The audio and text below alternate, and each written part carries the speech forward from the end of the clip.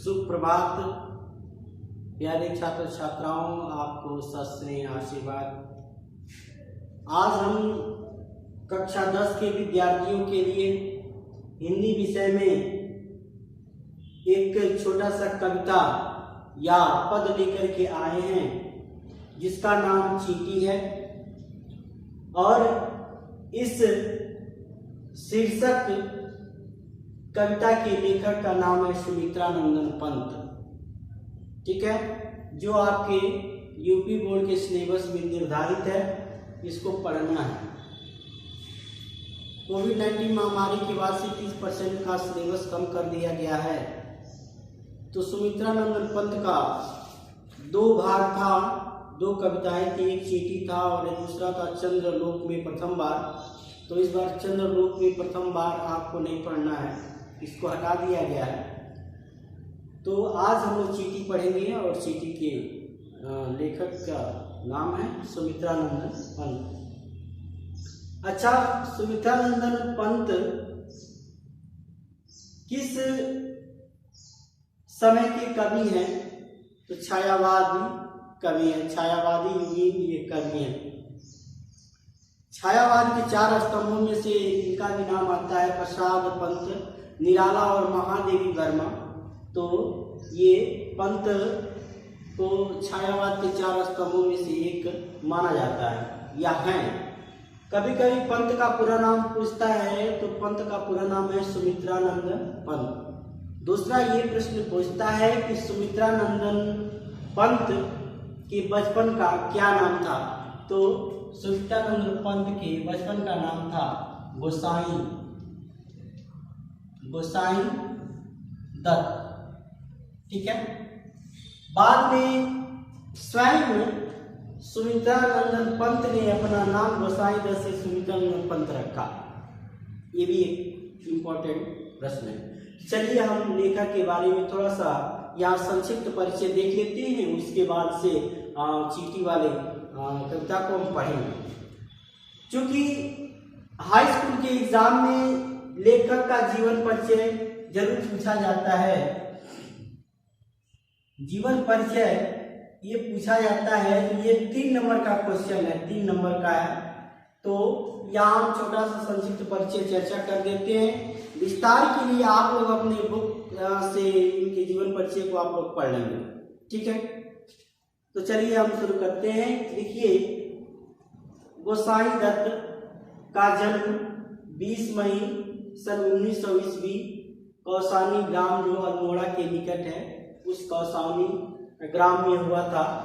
इनके पिता का नाम गंगा दत्त था और इनकी माता इनके जन्म लेने के बाद से 6 घंटे के पश्चात इनकी मृत्यु हो गई।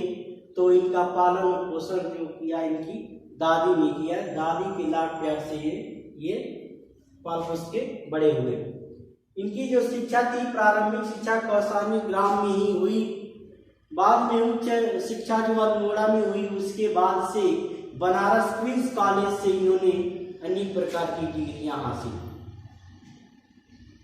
इनकी भाषा में संस्कृत, अंग्रेजी, बांग्ला और हिंदी, इन सब भाषाओं पे इनका पकड़ था। अच्छा ज्ञान इन्होंने अर्जित कर लिया था।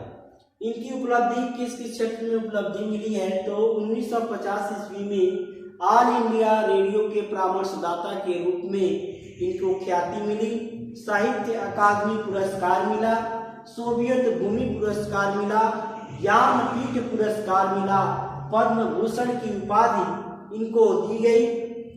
और इनकी जो शैली थी वो गीतात्मक शैली थी। साहित्य में योगदान इनके द्वारा प्रकृति के कोमल भाव तथा मानवीय भावों का अत्यंत सूक्ष्म वर्णन करने के कारण इनका हिंदी साहित्य में अद्वितीय स्थान है। इस प्रकार इनकी रचनाएं देख लेते हैं। लोकायतन है, वीणा है, ग्रंथि है, पल्लव है, गुंजन है, स्वर्ण धूलि है, स्वर्ण किरण है, युगपथ है, उत्तरा है, युगांत, युगवाणी, ग्राम्य आदि इनकी प्रमुख रचनाएं हैं। और इनकी मृत्यु 28 दिसंबर सन 1977 ईस्वी को हो गई। ठीक है ना? तो इनका जीवन परिचय आप लोग आज निश्चित रूप से नोट्स बना करके ग्रुप में भेजिएगा, और ताकि ये पता चले कि इनका जीवन परिचय आपने बढ़िया तरीके से पढ़ा है और लिखा है, क्योंकि जब आ जाएगा साहित्यिक परिचय देने के लिए तो इनका जीवन परिचय जरूर रहेगा। उसमें जीवन परिचय सहित इनकी रचनाओं पर प्रकाश डालिए तो इनके जीवन परिचय देना ही पड़ेगा और फिर इनकी कृतियां या रचनाएं आपको लिखना पड़ेगा। ठीक है, तो ये संक्षिप्त जीवन परिचय है। 3 नंबर का क्वेश्चन, इतना आप लिख देंगे तो पूरा नंबर मिल जाता है। चलिए अब शुरू करते हैं पद्यांश। यहाँ थोड़ा सा मिटाते हैं।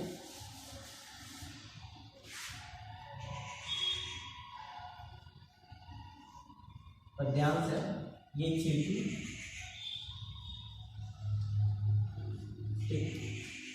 इसमें क्या पूछता है? संदर्भ पूछता है, प्रसंग पूछता है, फिर व्याख्या पूछता है,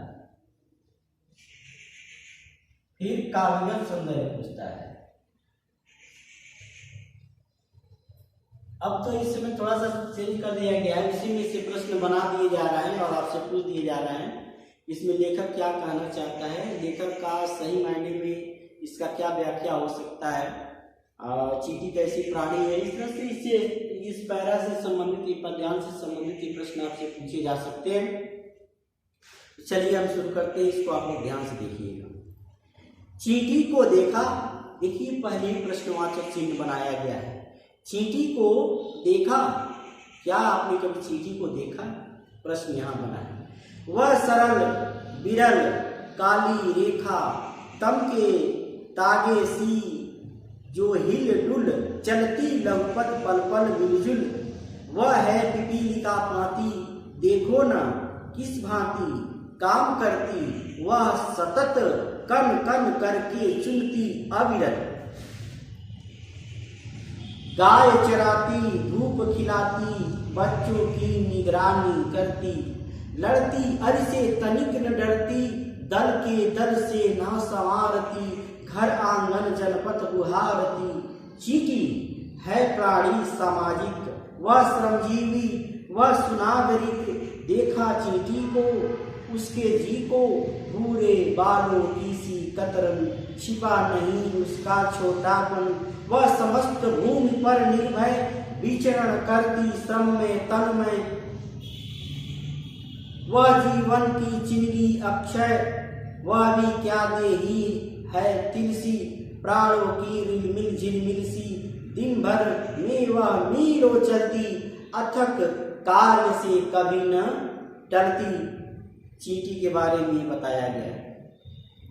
सबसे पहले तो ये लिखेंगे संदर्भ में कि प्रस्तुत पद्यांश हमारी पाठ्य पुस्तक के काव्य खंड में चींटी शीर्षक से उद्धृत है या लिया गया है। यह कवि सुमित्रानंद पंत द्वारा रचित युगवाणी काव्य संग्रह से लिया गया है। ठीक है, एक बार और देख लीजिए। प्रस्तुत पद्यांश हमारी पाठ्य पुस्तक हिंदी काव्य खंड के अंतर्गत चींटी शीर्षक से उद्धृत है या लिया गया है, जिसके रचयिता सुमित्रानंदन पंत हैं। यह सुमित्रानंदन पंत द्वारा रचित युगवाणी से लिया गया है। क्लियर हुआ? प्रसंग देखिए। इन पंक्ति में चींटी जैसी तुच्छ प्राणी की निरंतर गतिशीलता का, निर्भय होकर आगे बढ़ने का, विचरण करने का, कभी हार न मानना जैसी प्रवृत्ति का वर्णन किया गया है। उसके स्वभाव का वर्णन किया गया है। अच्छा देखिए, चींटी कितनी छोटी होती है ना, लेकिन दिन रात काम करती रहती है। एक हरिवंश राय बच्चन कविता लिखे है ना, कोशिश करने वालों की कभी हार नहीं होती। लहरों से टकराकर नौका पार नहीं होती। चींटी एक दाना लेकर दीवार पर 100 बार चढ़ती है, फिसलती है, आखिर उसकी जीवन, उसका जो मेहनत बेकार नहीं होता, कभी न कभी सफलता मिल ही जाती है। ऐसे लिखा यार, चींटी से एक ऐसी प्राणी जो छोटी है, तुच्छ है, बहुत निरीह है, जिसमें बहुत ज्यादा ताकत नहीं है, लेकिन लगातार अपने कर्म के द्वारा अपने काम को आसान बना देती है। अपने वजन से कई गुना ज्यादा वजन उठा लेती है। क्या आप उठा सकते हैं? बिल्कुल उठा सकते हैं। आप दिल संकल्पित होकर किसी काम को तो करिए। तो यहाँ पर संबोधन पंत जी ने कहा है, चींटी को देखा, कवि कहता है कि क्या तुमने कभी चींटी को देखा है? ध्यान से देखना, वह सरल साधारण सी लगती है। विरल, विरल का मतलब क्या है? पतली व घनी, जो घनी न हो, थोड़ी थोड़ा दूरी पे रहती है। विरल, काली रेखा, तम, तम का मतलब होता है अंधेरा, ठीक है ना, अंधकार। तागे सी, जो हील डुल यानी धागा के जैसे लंबी पतली काली रेखा हमें दिखाई देती। क्या तुमने कभी देखा है? चलती लघुपद पल पल मिलजुल, वह अपने छोटे छोटे पद से प्रत्येक पल प्रत्येक क्षण लगातार मिलजुल कर चलती रहती है। वह है पिपीलिका पाती। पिपीलिका मतलब क्या है? चींटियों की। पिपीलिका संस्कृत में पिपीलिका कहा गया है, जिसे चींटी कहा जाता है। वह चींटियों की पाती है। देखो ना किस भांति, देखो किस तरह से काम करती, वह सतत लगातार वह काम को करती रहती है। कण कण कण के चुनती अविरत और बिना रुके लगातार कण को, छोटे छोटे दाने को चुग करके लाती है, अपने बच्चों को खिलाती है, ठीक है ना, लगातार अपने काम को करती रहती है। इस छोटी सी कविता के माध्यम से कवि ने हमें यह प्रेरणा दिया है कि जिस प्रकार एक छोटी सी चींटी इतना छोटा प्राणी होते हुए भी अपने शरीर से ज्यादा काम करती है, कभी थकती नहीं है, लगातार काम करती रहती है, ऐसे हमको भी लगातार काम करते रहना चाहिए। उससे हमको प्रेरणा लेनी चाहिए, सीख लेनी चाहिए। इसी बात को इस छोटे से पद के माध्यम से या कविता के माध्यम से पंत जी ने समझाया। गाय चराती, धूप खिलाती, बच्चों की निगरानी करती, लड़ती अरि से तनिक न डरती, दल के दल से ना संवारती, घर आंगन जनपद बुहारती। जन बुहारती का मतलब क्या है? साफ करती। अच्छा, गाय चराती, गाय चराने का मतलब क्या है? गाय चराने का मतलब ये है कि गाय जब एक झुंड में चलती है तो उनका एक मालिक होता है, एक ही मालिक होता है, और सबको घेर के एक जगह उनको चराने का काम करते हैं। ठीक उसी तरह से चींटियों में भी अपना एक मालिक होता है, एक चुनाव कर लेते हैं, जो उसकी सारी बात को मानते हैं। तो गाय चराती, देखो जैसे गायों को घेर घेर के चराया जाता है ना, वैसे चींटियां भी अपने समूह के लोगों को, अपने समूह के चींटियों को चराने का काम करती है। धूप खिलाती और धूप में कभी लेकर के जाती है। बच्चों को निगरानी करती, उसके जो छोटे छोटे होते हैं ना बच्चे, उसकी भी निगरानी करती है। उसके अगल बगल कोई चीज अगर झपट्टा मारने की कोशिश करे तो सारी चींटियां उस पर कूद पड़ती है कि नहीं? लड़ती अरि से तनिक न डरती। अरि का मतलब हो गया है दुश्मन, यानी चींटी को जरा सी भी आवाज होता है कि मेरे बच्चों के ऊपर या मेरे ऊपर किसी प्रकार का खतरा है, तो अपने दुश्मन से लड़ने से तनिक भी डरती नहीं।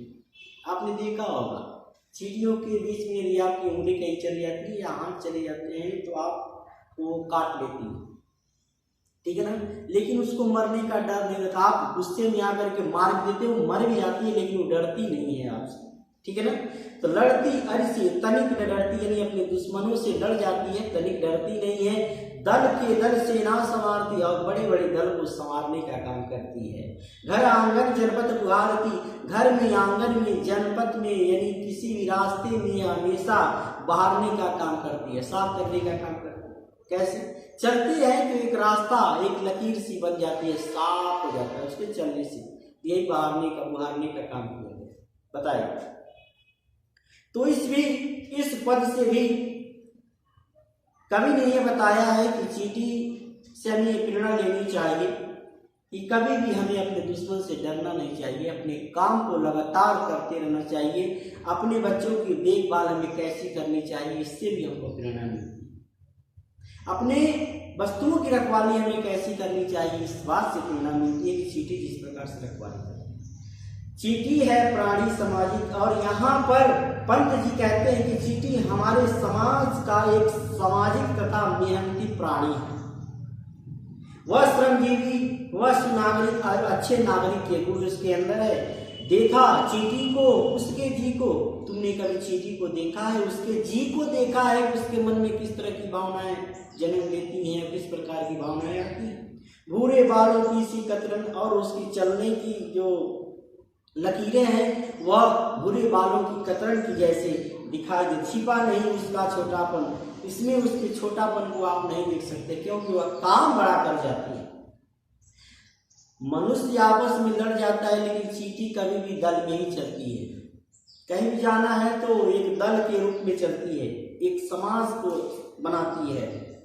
वह समस्त पृथ्वी पर निर्भय विचरण करती, श्रम में तन्मय, वह पूरे पृथ्वी पे जगह जगह श्रम करते हुए नजर आती है, तन्मयता के साथ काम में लगी रहती है। वह जीवन की चिंगी अक्षय, चिंगी का मतलब होता है अंगार या अंगारी, वह जीवन के किसी भी पल को, अंगार को हमेशा अपने जीवन में अक्षय, कभी नष्ट न होने वाली अथक बिना रुके काम को करती रहती है, पीछे हटने का नाम वो नहीं लेती। वह भी क्या देही है तिलसी, प्राणों की मिलझी मिलसी, और वह इतनी क्रियाशील व इच्छा शक्ति के साथ प्रामाणिक रूप से काम करती है कि जीवन की कभी न खत्म होने वाली चिंगारी को भी वो एक छोटे से समय में समाप्त कर देती है। चींटी का शरीर तिल के समान छोटा सा कण है, दिन भर वह मीलों चलती और झिलमिलाते हुए वह मीलों, दिन भर में कई मीलों का सफर वो तय कर लेती है, अतः कार्य से कभी न टलती और लगातार काम करते रहने से वो कभी भी पीछे अपने कदम को नहीं हटाती, वह निरंतर बिना थके सदा काम करती रहती है। ये प्रेरणा इस चींटी से हमको लेनी चाहिए। काव्यगत संदर्भ में लिखेंगे, साहित्यिक कड़ी बोली है, शैली वर्णनात्मक है, चींटी का इतना बढ़िया वर्णन किया गया है।